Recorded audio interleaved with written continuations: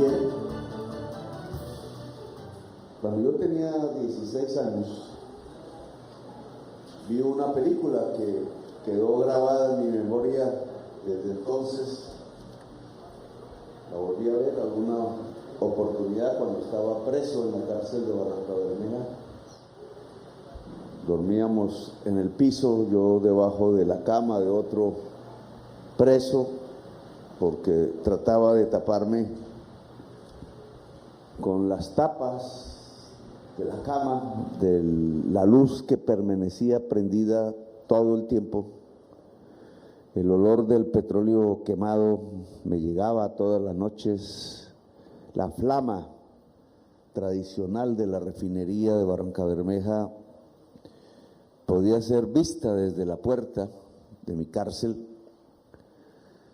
Y allí, debajo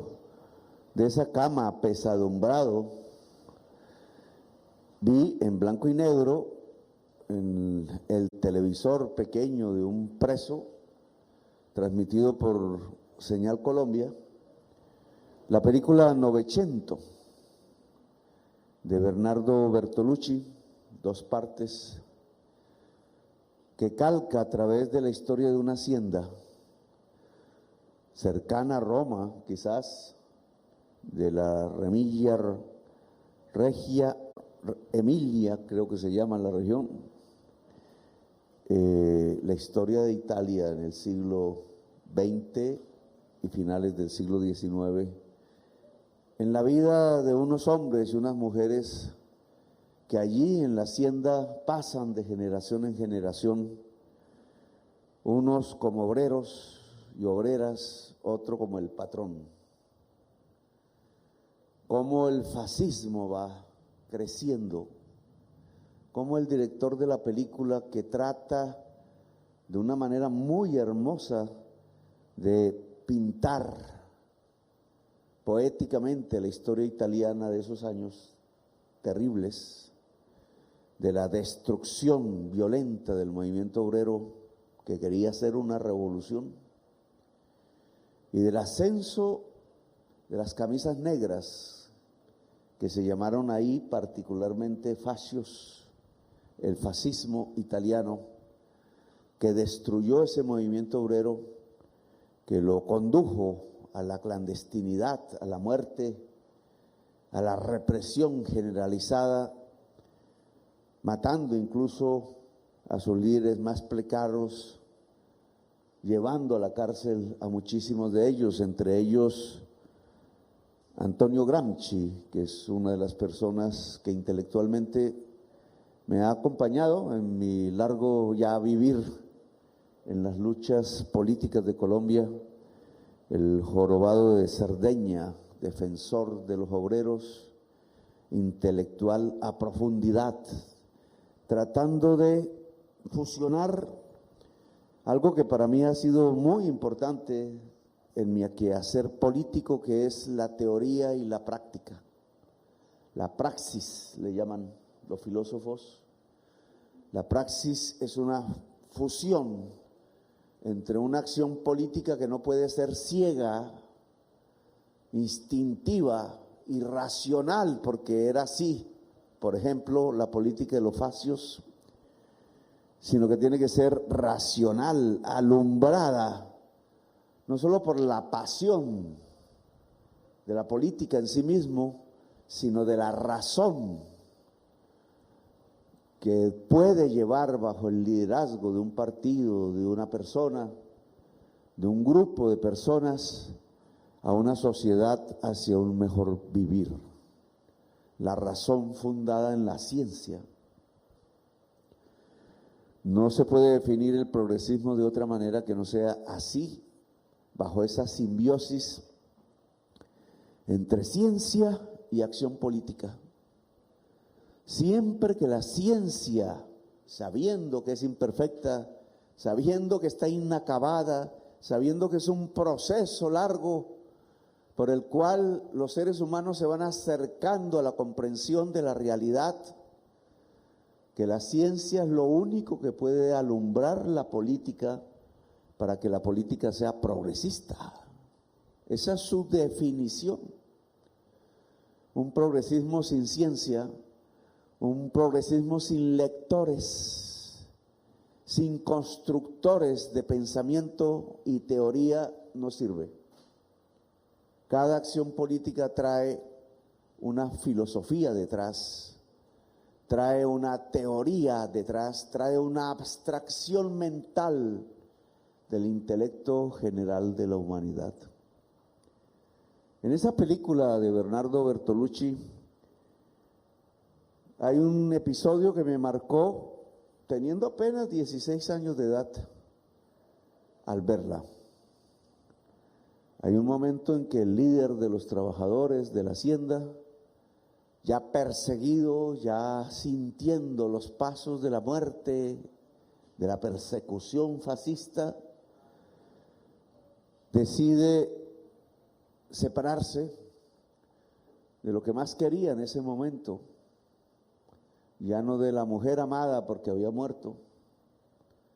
sino de su hija.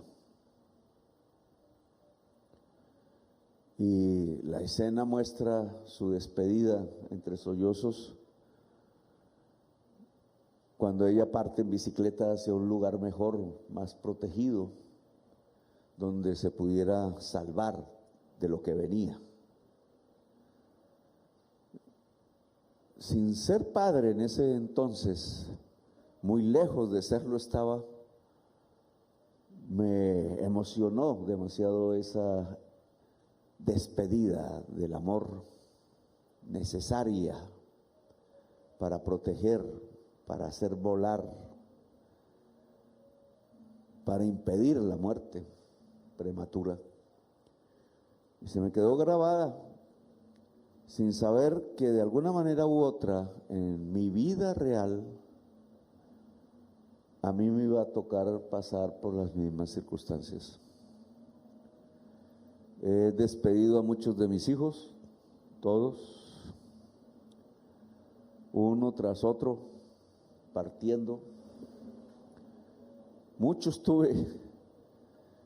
La vida me hizo trasegar también en los terrenos y en las batallas del amor, del que siempre sale uno herido, siempre. Y a través de los años fui despidiéndolos, se fueron dispersando por el mundo. Querían, y yo así lo apoyaba, volar. Esa historia del padre que despide a sus hijos, a su hija,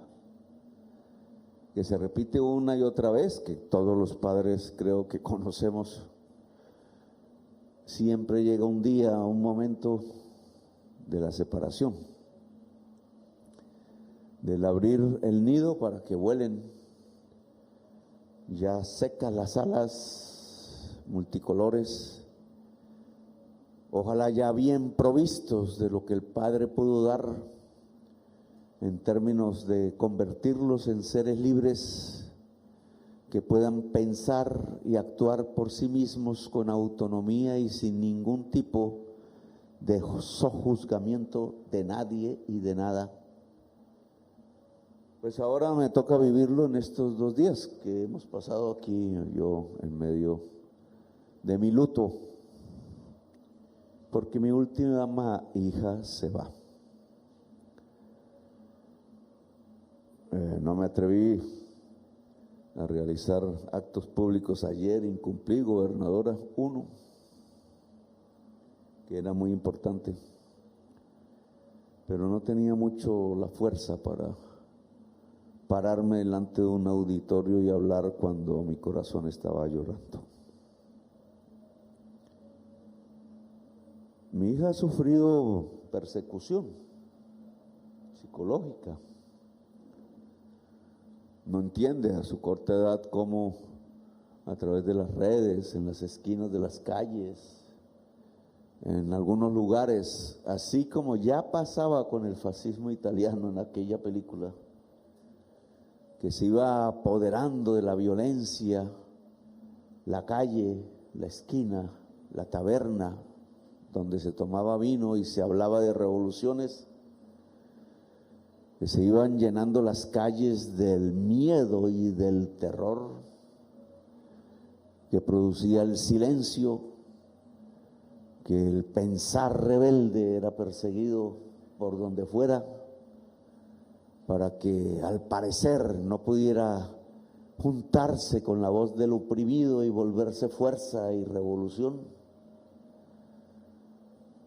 Como esa vez también Colombia lo ha vivido por mucho más tiempo, por generaciones enteras. 75 años que estamos en una guerra violenta y sin ser ella culpable, Antonella fue sufriendo más o menos las consecuencias de ese fascismo creciente en la sociedad colombiana, en sus clases pudientes, en sus clases medias altas, que no pueden entender por qué la prioridad de un Estado tiene que ser la de acercarse y abrazar al pobre, a la humilde, al negro, a la indígena, al campesino, al joven del barrio popular, a la mujer en general, porque esa es su prioridad antes que nada en el país más desigual del planeta Tierra, en las regiones quizás de las más olvidadas en medio de esa desigualdad que al ser social es también territorial. Mi hija Antonella, aprendiendo de su padre y de su colegio las ideas, sin que yo le indicara un camino preciso porque quería que ella lo escogiera, iba leyendo ahí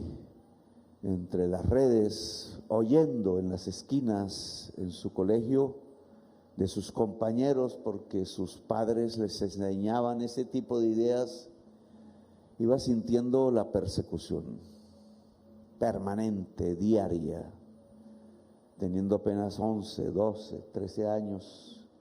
apenas respirando los nuevos aires del vivir, apenas preparándose para volar del nido, sentía el facio, el pensamiento oscuro, sin razón, la irracionalidad por encima de todo, atacando hasta en sus hijos propios las personas que hemos decidido no callar, no arrodillarnos, ser libres y batallar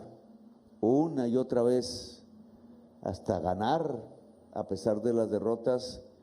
y volver a pesar de la derrota a batallar para intentar ganar el poder del pueblo, la justicia. Mi hija decidió irse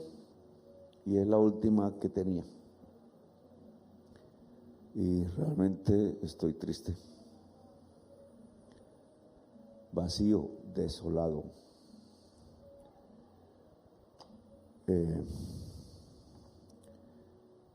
Sin embargo, quise venir por mi compromiso para posesionarla a usted, defensora del pueblo, Iris Marín, aquí en el Chocó, que significa mucho. Tenía ayer un discurso preparado ante la Corte Suprema de Justicia. Creo que iba a ser un bonito discurso, lo había pensado, porque en un mismo sitio, de una manera condensada, en una institución del país, la Corte Suprema de Justicia, por la presidencia de un hombre negro que hoy tiene esa corporación, magistrado Chaverra, conservador él, poco afín a mis ideas creo, pero que allí, al querer hacer él el acto en Quibdó, su ciudad, de donde son sus ancestros, que si se recorren hacia atrás en la historia seguramente encuentra las cadenas, la esclavitud. La esclavitud quizás es uno de los peores horrores que ha vivido la humanidad. Antigua, antes de los pueblos derrotados, surgía, pero revivida de una manera tan anacrónica en la modernidad misma. Cuando empezábamos a hablar de libertad, igualdad y fraternidad. Consigna revolucionaria francesa de la que somos hijos. La República de Colombia se debe y es hija de esa consigna, de esa bandera ondeada en todo el mundo como una nueva perspectiva para los pueblos oprimidos, para los siervos de la tierra, para los peones, para las parias de la tierra, como dijera el poeta. Libertad, igualdad y fraternidad. La palabra libertad, cuando llegó aquí,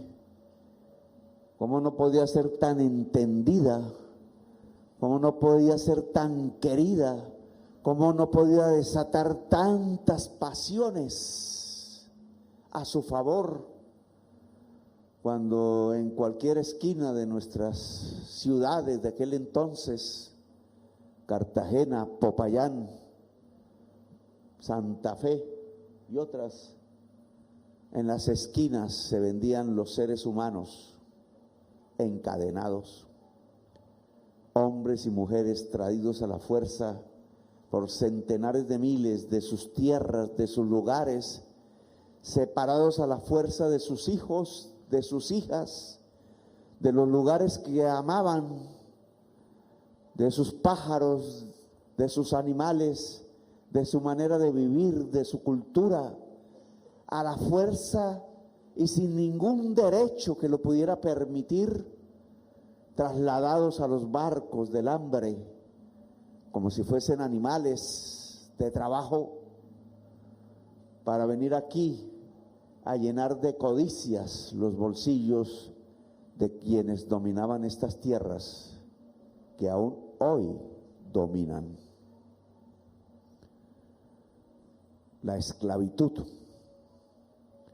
De eso quería hablar ayer y me atrevo a hablar hoy como una de las peores ignominias de la humanidad, de millones de personas condenados y condenadas perpetuamente a través de sus propias generaciones a entregar sus hijos y sus hijas a ser esclavos, a no tener voluntad, a ser llevados como filas entre cadenas hacia el trabajo que iba a enriquecer a otros, sin ideas, sin la posibilidad de expresarlas, sin ser hombres o mujeres, condenados a un inframundo de la humanidad en donde su condición de ser seres humanos, de ser personas, se les negaba. Qué bonito que sea desde un tribunal altísimo de la justicia, la Corte Suprema de Justicia, en un lugar creado por esclavos y esclavas que se liberaban a sí mismos, porque como todo deber del ser humano, anteponían ante cualquier riesgo, ante la posibilidad de la muerte, ante cualquier temor, el principio básico de ser libres, emancipados. Así se construyó el Chocó, el litoral pacífico colombiano. Así se edificó el primer territorio libre de América, de toda la América, la palabra libertad creció en un punto de seres humanos negros y negras entre sus tambores, entre sus bailes, entre su frenesí, entre su poderío cultural, se acuñó la palabra libertad en Colombia. Allí al Palenque de San Basilio, lugar donde hace poco fui, a abrazarme con sus descendientes para ver si el calor de sus cuerpos, de sus abrazos, me permitía llenarme de la fuerza transmitida para seguir batallando por la libertad, por la dignidad del ser humano en Colombia. Bolívar hizo eso en sus tiempos de juventud, expulsado de Venezuela, de su tierra, de sus seres queridos, de su negra grande, Tomasa, de su amor que había enterrado definitivamente porque no había sobrevivido desde la España el vértigo de la diversidad natural de nuestros países. Enterrado su amor, alejado de él ya, triste pero rebelde, llegó por estas tierras allá en Bolívar, el gran Bolívar, la gran ciudad de Cartagena, que era la entrada de los esclavos a Colombia, y llegó a los lugares donde un libertador primero, no sé si más brillante, no sé si más audaz, no sé si más guerrero, que lo antecedió y cuyo nombre es silenciado en la historia oficial de Colombia porque de eso no se cuentan a nuestros hijos y hijas. ¿Cómo fue que nos fundamos realmente como república? Bencos Biojó, el libertador de color negra, como negra era el color de José Prudencio Padilla, el que hizo la batalla definitiva por la independencia de Colombia, allá en Maracaibo, destruyendo lo que iba a ser la segunda reconquista y el ejército más grande que había visto el mundo, buscando mantener la esclavitud y las cadenas en nuestra tierra. José Prudencio Padilla, hijo de negro y de indígena guayú, propiamente un colombiano de la Colombia profunda, hombre de mar que se supo alistar en las grandes armadas del mundo y estar en sus batallas, como la de Trafalgar, y cayó preso a órdenes de reyes en ese entonces, pero donde todavía empezaba ya a gravitar en las clandestinidades del maredamen de los barcos, entre libros prohibidos y palabras que se querían callar y silenciar, libros que llegaban de la Europa, entre las maletines de los marineros árabes, también derrotados, también excluidos, las palabras revolucionarias que decían que había llegado una época de libertad, de igualdad y de fraternidad para todo el mundo. Claro que cuando llegaron esas palabras aquí fueron leídos por los negros y las negras o escuchados si no sabían leer de quienes se atrevían a lanzar un discurso en alguna esquina de algún pueblo hablando de libertades, hablando de igualdades, hablando de seres libres que no tenían por qué arrodillarse ante un poder monárquico que no venía de ningún dios, sino de la desigualdad real de la historia de los hombres y las mujeres. Allí, vuelto tambor que iba de pueblo en pueblo, vuelto rebeldía entre tambores, que se iban volviendo pueblo y corazón, iba surgiendo nuestra gran lucha por la libertad, que le enseñó al mundo como una vanguardia en la humanidad a construir una república con dignidad, a combatir con las armas por la libertad, a no dejarse aniquilar, a resistir en los campos como guerrilleros, como oficiales del Ejército Libertador, que no se podía permitir que el hombre encadenado siguiera encadenado. La historia cambió de un momento a otro. A Bencos Biojó se le olvidó, no se le enseñó en las escuelas. A los hombres que mayoritariamente fueron parte del Ejército Libertador, de color cetrino, sin botas, descalzos, en alpargatas, sin camisa, los sin camisa, de colores negros y oscuros, los que hicieron la libertad de Colombia, se les olvidó. Al general José Prudencio Mariscal, José Prudencio Padilla, lo fusilaron por negro. La rebelión haitiana, que es la revolución más grande de América, se lo olvidó porque había sido hecha por hombres y mujeres negros que sabían levantar la misma consigna de los parisinos, obreros y humildes, pero que por ser negros no podías quedar en la historia universal la enorme importancia que tuvo la revolución haitiana para la creación de la libertad de América, antes que los Estados Unidos, antes que la Nueva Granada, antes que la Gran Colombia, antes que los guerreros llevando las banderas de la República, ondeando por los campos y los llanos, surcaran los territorios de nuestra América. Los negros, como Bencos Biojó, en Haití, hablando francés y sus idiomas propios, le enseñaron a la humanidad la importancia que tenía el que se acabara la esclavitud definitivamente,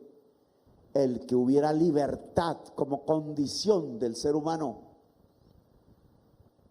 Los generales negros republicanos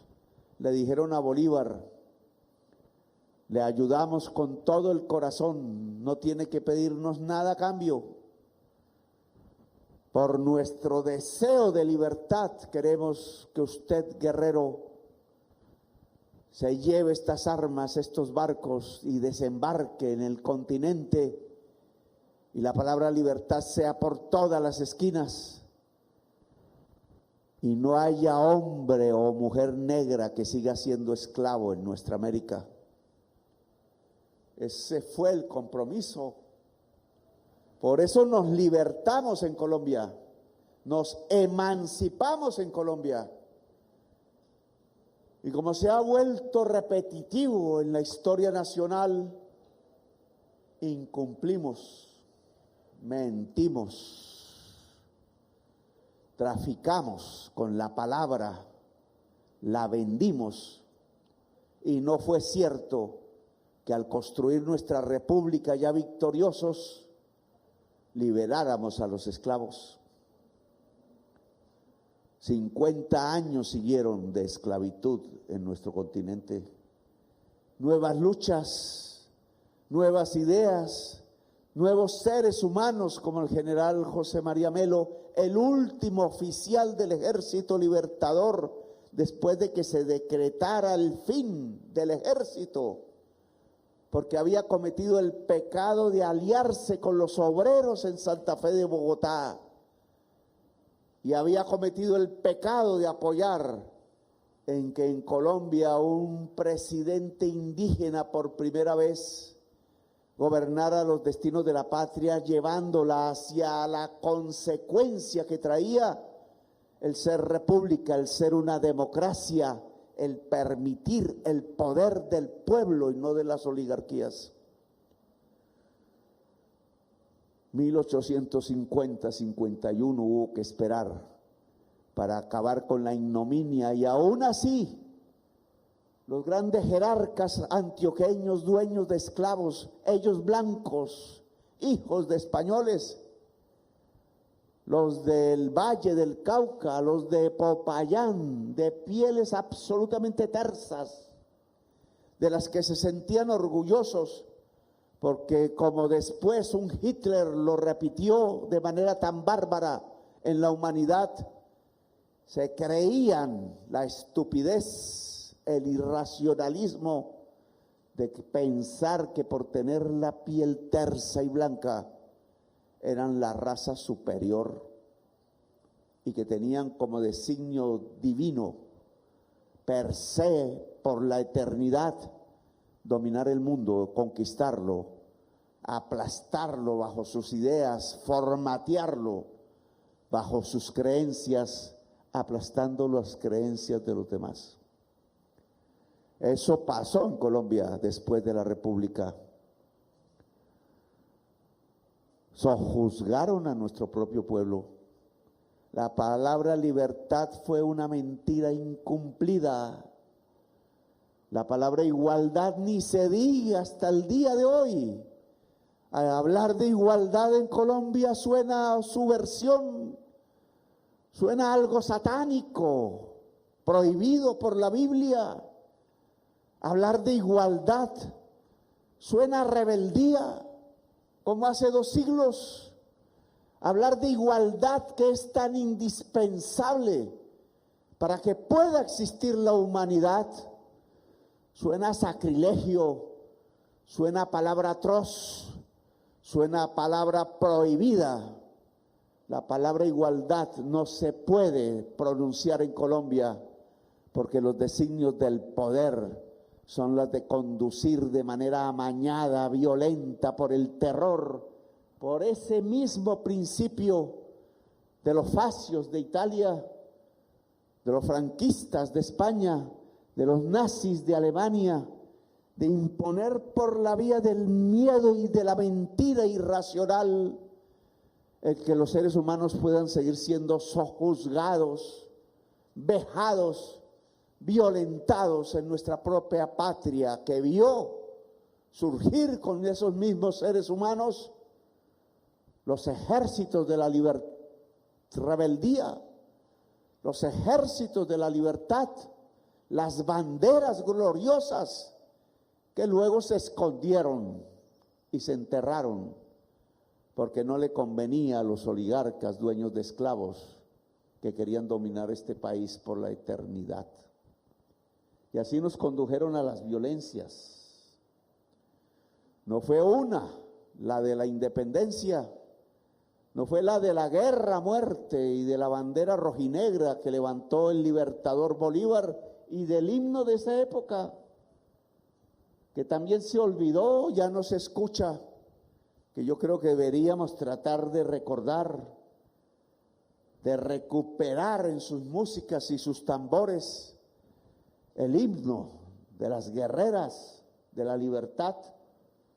que no es el actual himno nacional, sino que fue olvidado y tapado, porque ese himno era hecho por hombres y mujeres negras, por gente humilde que había concebido en el centro de su corazón y para siempre que la lucha por la libertad, la igualdad y la democracia era la lucha esencial del ser humano en cualquier parte del mundo, en nuestra propia Colombia. Incumplimos la esencia misma de la República y la esencia misma de nuestro origen. Mancillamos nuestro origen, lo olvidamos, lo pisoteamos, nos volvimos peores que los enemigos que habíamos combatido, los jerarcas españoles del rey, y matamos a nuestro propio pueblo. Lo condenamos a una violencia sin cesar, a una violencia permanente, que la justicia se haya reunido en Quibdó bajo la batuta de un hombre negro al que quise abrazar en el día de ayer es muy simbólico. Poco entiendo de por qué los hombres negros puedan ser conservadores. No lo comprendo muy bien, pero son negros que se liberan y que hoy, conduciendo la justicia, pueden condensar casi que en un momento propicio de la historia como una negación de nuestro propio incumplimiento. Justicia donde hubo esclavitud, justicia dirigida por un hombre negro, justicia convocada desde los territorios negros, desde los territorios olvidados, porque como en el Chocó, el litoral pacífico, los sures del Caribe, los barrios pobres de nuestras ciudades, se generó una nueva exclusión, quizás más violenta que la misma esclavitud. Quizás aún seguimos siendo esclavos. Las cadenas físicas se rompieron, pero quedaron las cadenas del alma, construidas una y otra vez a través de los medios, de la desinformación, a través del terror, de la masacre, de la muerte continuada en los campos y ciudades, enseñándole, como decían los facios, al pueblo a ser dominados, a ser rebaños, a ser sojuzgados, a no pensar en la palabra libertad mientras se tiene hambre, a no pensar en la palabra igualdad mientras no hay que llevarle a los hijos la comida, a no pensar en la palabra solidaridad cuando nos van asesinando de a poquitos uno a otro en los campos y ciudades de Colombia. Ayer quería hablar de estos temas en Quibdó, gobernadora, pero podemos hablarlo en Nuquí, hermosa tierra de negros y de negras, en el territorio olvidado del Chocó, en los territorios de las negritudes y de los indígenas que resistieron a pesar de todo riesgo y calamidad, a pesar del hambre,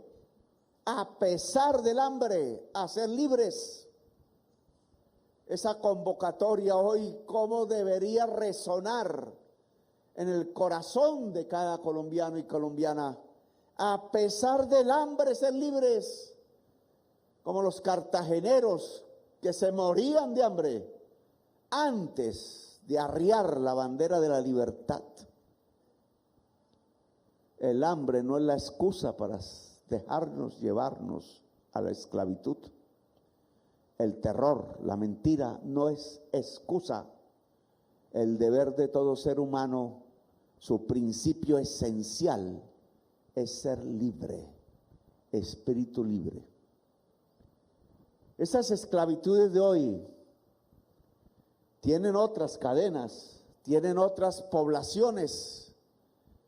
que quedan sujetados por el dominio de la férula, del látigo. Hombres de a caballo con el látigo pegando en las espaldas aún existen hoy y son hombres, y a quienes le pegan es a las mujeres. La condición de la mujer en Colombia es una condición de esclavitud permanente, perpetua, por generaciones. Se conducen a la madre, a las hijas, a las nietas, igual que antaño, a la esclavitud, a tener que obedecer al hombre en silencio, a servirle, a cocinarle, a lavarle todas sus inmundicias, a aceptarle todo lo que quiera. Es el señor de la casa, el que primero debe ser servido en la mesa, el que mejor tiene que comer, así no quede comida para el hijo o la hija como pasa en La Guajira, el Señor de nuevo, como era el Señor de la tierra, como era el Señor del poder, ahora el Señor sobre sus hijos, sobre su, entre comillas, mujer, sobre la mujer de Colombia. ¿Cuánto han vivido las mujeres de Colombia en estas décadas de nuestra historia? Han visto morir a sus seres que amaban, a su hombre lo han destrozado en alguna masacre, en alguna esquina. No llegó a la casa, no porque se hubiera ido de festín, sino porque cayó bajo las balas cuando quería llegar a la casa a abrazar a su hija y no pudo, porque era un líder obrero, porque era un hombre de izquierdas, porque era un ser libre. ¿Cuánto han vivido las mujeres en la historia de Colombia, que han parido sus hijos que después destrozan en la guerra, bajo una bomba, que no mira a quién,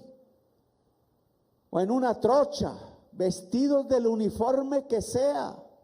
jóvenes, hijos de madre, que terminan en los cementerios o en las fosas comunes por decenas de miles? ¿Qué pensarán las madres de los 6.402 jovencitos fusilados con armas oficiales para hacerlos parecer como guerrilleros dados de baja? ¿Qué pensarán las madres que sobrevivieron las masacres, si es que no murieron en ellas? En esas regiones donde el desplazado se vuelve voz común y corriente en los barrios populares, los desplazados, como los desechables, como los parios de la tierra, la enorme crisis humanitaria, bien lo decía Iris, que se condensa en la crisis humanitaria sobre la mujer en Colombia. La mujer en Colombia es esclavizada y vejada porque no hemos sido capaces de cumplir la promesa revolucionaria de 1810, de 1819, de construir una república democrática de seres libres, iguales y solidarios. No hemos sido capaces hasta ahora. Quizás este gobierno empiece a marcar la diferencia, eso espero. Y por eso quise, Iris, que la terna para la Defensoría del Pueblo fuese de mujeres. ¿Quién más puede defender al pueblo de Colombia de sus vicisitudes, de su desprotección permanente, si no son las mujeres las que tienen que tomar las banderas que dejamos a media asta, a media victoria, medio victoriosas, medio ensuciadas de sangre, medio enlodadas por la traición? Las mujeres son las que tienen que limpiar esas banderas, rehacerlas, volverlas a coser, quitarle las heridas, bañarlas de amor y de besos y levantarlas con la dignidad que muchos hombres no tuvieron. Levantar las banderas de una nación donde se respete al ser humano. La constituyente, episodio breve de democracia en Colombia, generó esta institución, la Defensoría del Pueblo, para defender al pueblo, al humilde, a la voz desprotegida, a la mujer. Y por eso he querido que la terna, que por facultad constitucional se me atribuía para la elección, fuese toda de mujeres, para que saliera de allí elegida una mujer, que le pudiera decir a todas las mujeres de Colombia: llegó el momento de lavar las banderas de las traiciones y las heridas y las sangres y levantarla para defender al pueblo, para defender sus derechos, para una nueva emancipación, para un nuevo ejército libertador, para unos nuevos hijos que cabalguen con las banderas de la libertad permanentemente y victoriosamente. Por eso usted es defensora del pueblo, Iris, y tiene una gran responsabilidad, porque es usted bandera en este momento. A veces le pesa a uno cuando lo ungen los designios de la historia, las decisiones populares, y dicen: usted es. Adelante, vaya de primero, asuma el riesgo, déjese tocar del pueblo, nunca lo olvide y nunca lo traicione, pero marche hacia adelante. Ahora a usted le toca, como mujer, como miembro de una organización de derechos humanos que para mí fue vital, porque como líder político me defendió, sin pedirle nada, sin llamarlos. De pronto llegaron como por arte de magia, en momentos como el de hoy y el de ayer, en donde me sentía enano ante el poder, aplastado, derrotado, lleno de heridas de los golpes y la tortura, acongojado en mi alma como si no hubiera otro futuro y ya se me hubiera acabado a los 24 años de edad, llevado a la prisión por militares que no sabían del derecho, condenado simplemente por pensar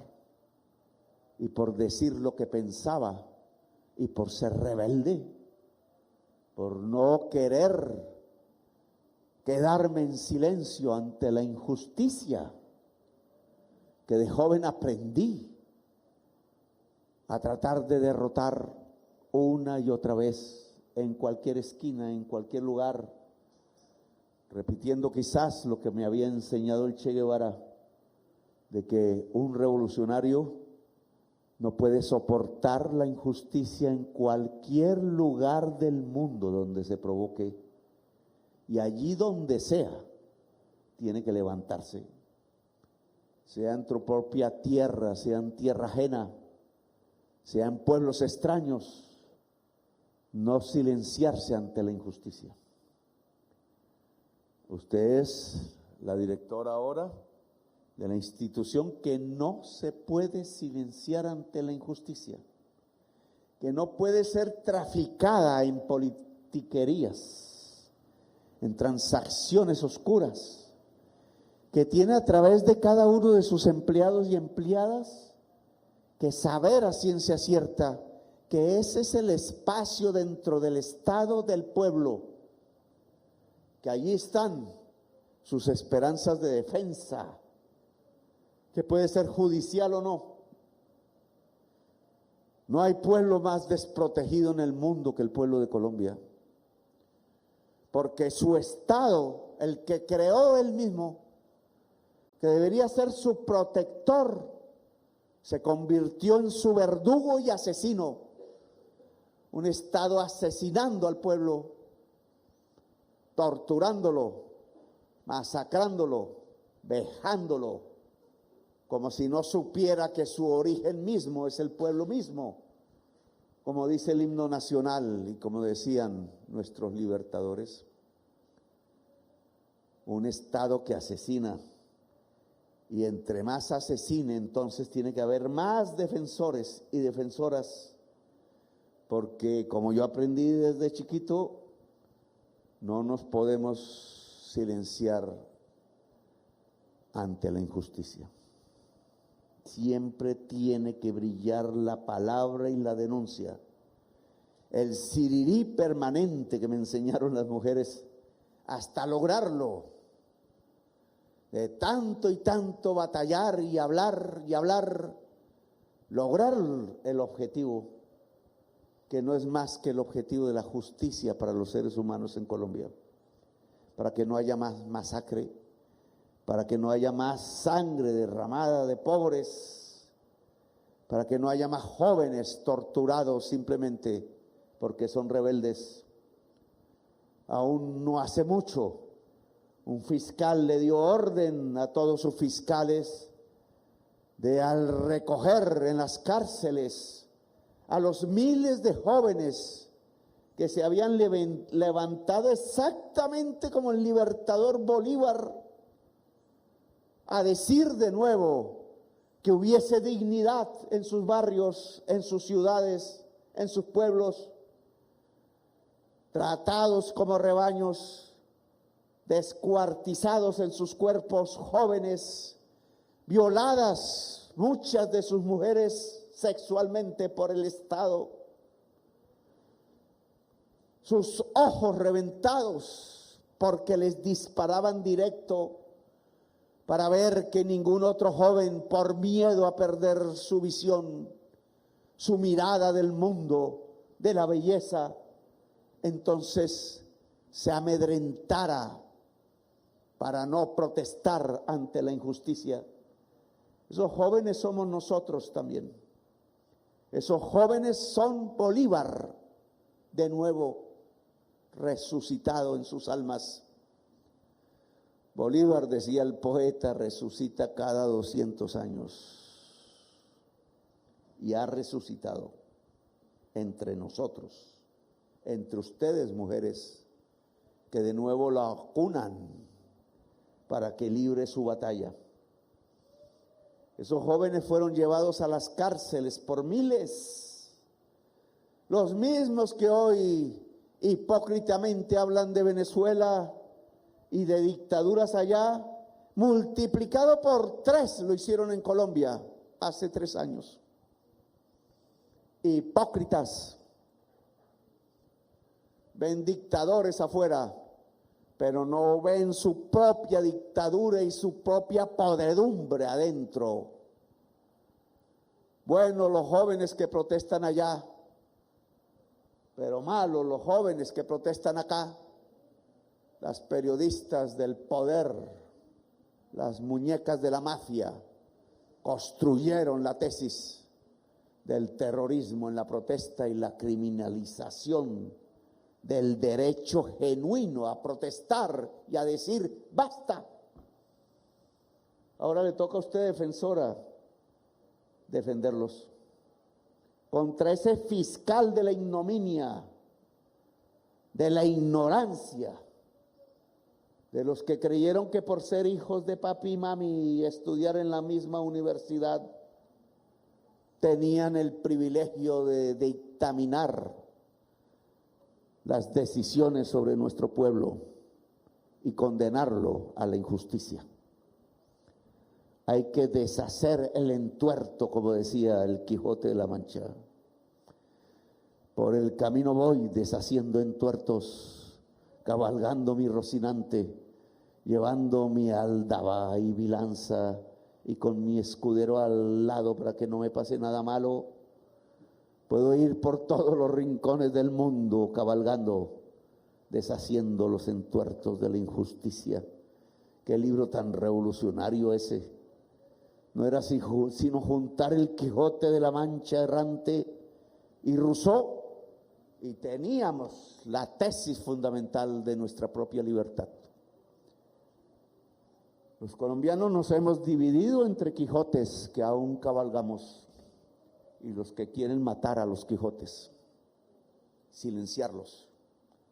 Un ejército de Quijotes me soñaba yo en Colombia y creo que lo logré. 11,5 millones de Quijotes buscando deshacer los entuertos que ha sido la historia de Colombia. Ganamos los Quijotes por primera vez. Y ojalá que esos Quijotes puedan volver realidad su misión como caballeros, que es deshacer los entuertos de Colombia. Ahora usted es Quijote. Ahora usted es Bolívar. Ahora usted es la Pola y Manuelita, la guerrera. Así que ese trabajo y ese empeño por estos años le corresponde a usted y ojalá lo pueda desencadenar con toda la bravura que se necesita para defender al pueblo de Colombia. Yo de aquí me retiro un poco acongojado por mi pena, que superaremos, porque me toca decirle a mi hija, buen viento y buena mar. Gracias.